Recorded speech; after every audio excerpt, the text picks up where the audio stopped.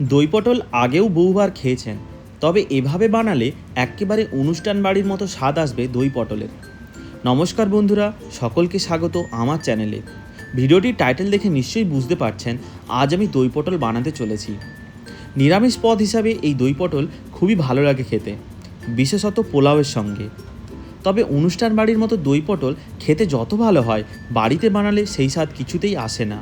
তাই আজ আমি বানিয়ে দেখাবো রেসিপিটি। দই পটল বানানোর জন্য প্রথমে আমি 7 থেকে 8টি পটল নিয়েছি। পটলের খোসা ছুলে নিন এবং পুরো খোসা কখনোই ছাড়াবেন না। এরপর পটলের সামনের ও পেছনের অংশটা বাদ দিয়ে দেবেন। পটলের মধ্যে যাতে ভালোভাবে গ্রেভি ঢুকে যায় তার জন্য পটলের ওপর থেকে দুভাগ করে একটু চেরা লাগিয়ে দেবেন। এবার কড়াইতে 50 ml সরষের তেল গরম করতে দিন। হালকা গরম হলে এর মধ্যে একে একে দিয়ে দিতে হবে কেটে রাখা পটলগুলিকে। পটলগুলি দেওয়া হয়ে গেলে এর মধ্যে দিয়ে দিতে হবে হাফ চামচ হলুদ গুঁড়ো ও 1 চামচ লবণ। এই সময় গ্যাসের ফ্লেম মাঝারি রেখে পটলগুলোকে ভেজে নিতে হবে।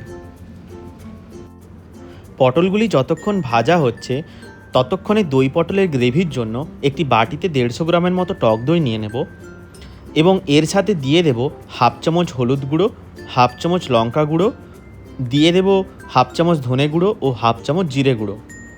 দই সমেত সব মশলা ভালো করে ফেটিয়ে নিতে হবে, না হলে গ্রেভি তৈরির সময় দই কেটে যেতে পারে।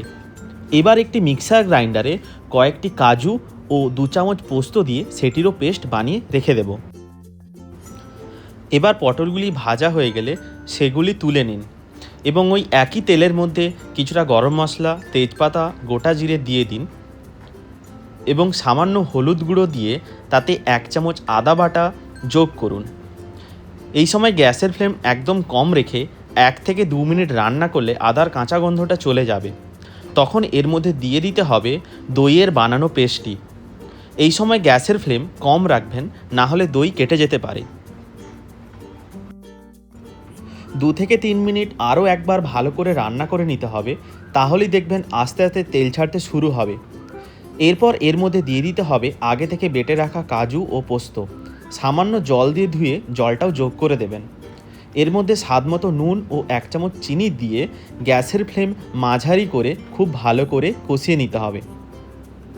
মশলা কষানো হয়ে গেলে আস্তে আস্তে তেল ছাড়তে শুরু হবে। তারপরই এর মধ্যে দিয়ে দিতে হবে আগে থেকে ভেজে রাখা পটলগুলি আগে থেকে 70 থেকে 80% রান্না হয়ে গেলে তবুও মশলার সাথে পটলগুলি মিশিয়ে আরও কিছুক্ষণ রান্না করুন।